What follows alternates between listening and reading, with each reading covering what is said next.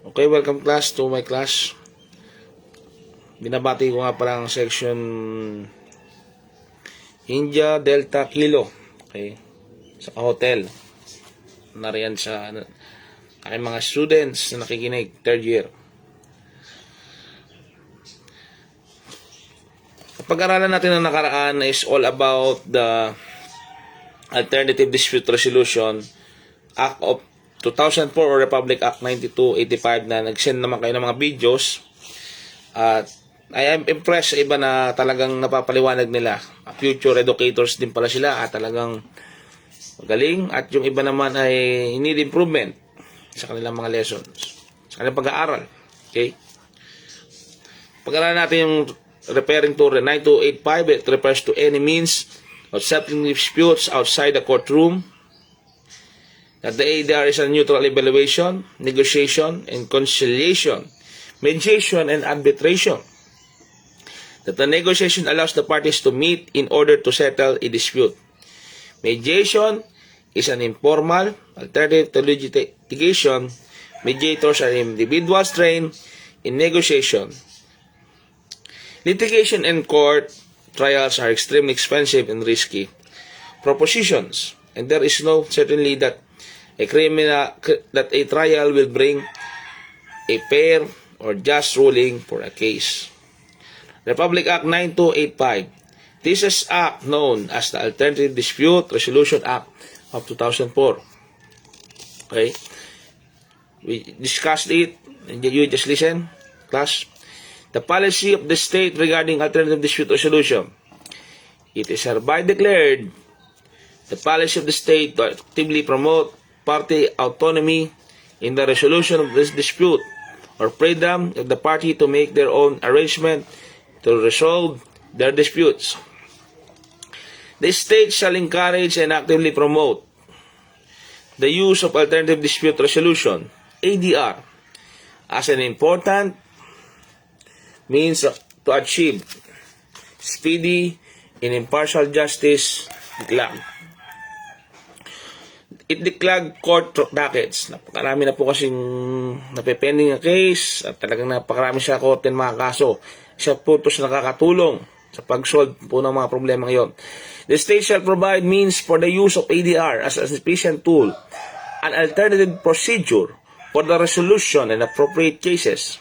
The state shall enlist active private sector participation in the settlement of the disputes through ADR. Thus, the Republic Act 9285 limits the power of the Supreme Court to adopt any ADR system.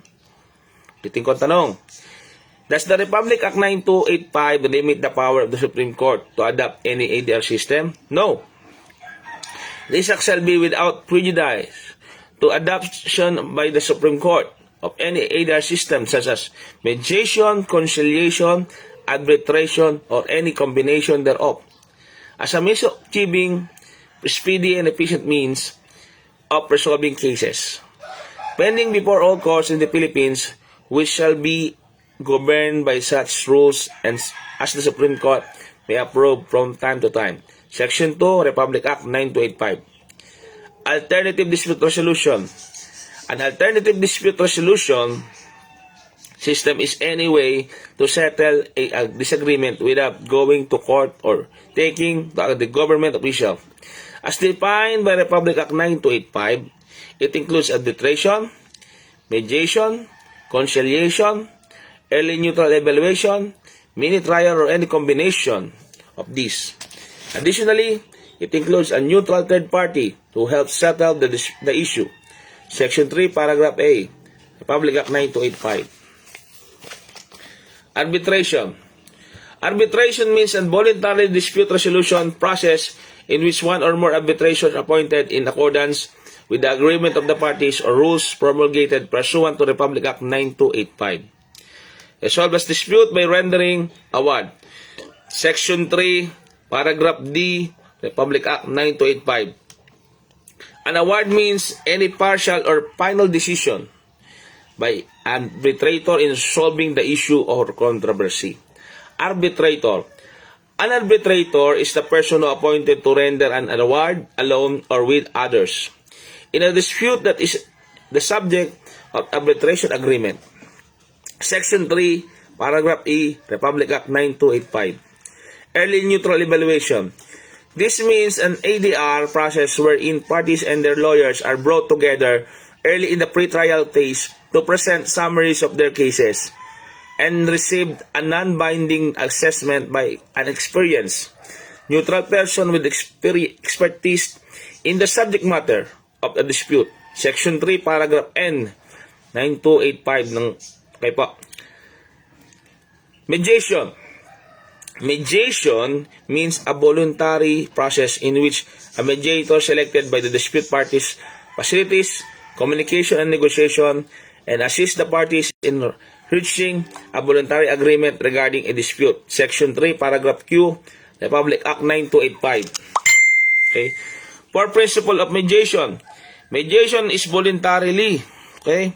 Both of you have the want to mediate, and either of you can stop the mediation process at any time. The alternative resolution, okay? Mediators are impartial. The mediator does not take sides and is always there for both of you. Mediation is confidential. Okay? Confidential po yan. In mediation, the client are in charge. Ano ba yung mediator? Mediator is a person who conducts mediation. Section 3, Paragraph R, Republic Act 9285. Mediation party. This means a person who participates in mediation and whose consent is necessary to resolve the dispute. Section 3, Paragraph S, Republic Act 9285. Mediation arbitration. Mediation arbitration or MEDARB is a step-by-step dispute resolution process involving both mediation and arbitration. Section 3, Paragraph T, Republic Act 9285. What is mini trial? Ano ba yung mini trial? This means a structured dispute resolution method in which the merits of the case are argued before a panel comprising senior decision makers with and without the presence of a neutral third person, after which the parties seek a negotiation settlement. Section 3, Paragraph U, Republic Act 9285. What is the difference between arbitration, mediation, and conciliation? Ano nga ba yun? Arbitration, mediation, and reconciliation are the main alternative dispute resolution mechanisms that are generally adopted by the people to resolve their disputes in an informal manner. Okay?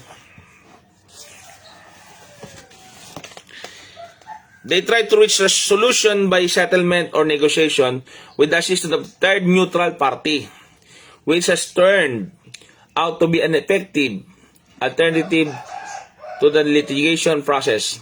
Arbitration is the process where the parties submit their case to a neutral third party who on the basis of discussion determine the dispute and comes to a solution. Mediation and conciliation are both informal processes, whereas arbitration is more formal as compared to them in mediation.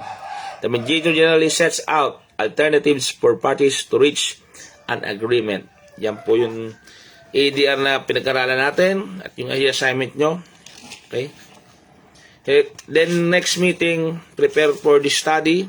It's all about ADR or Office of the Alternative Resolution and others. Okay? Then prepare for the next meeting, or I will prepare for exam or test, 10 items. Okay, class, thank you for listening and cooperation. Please participate in order for you to have a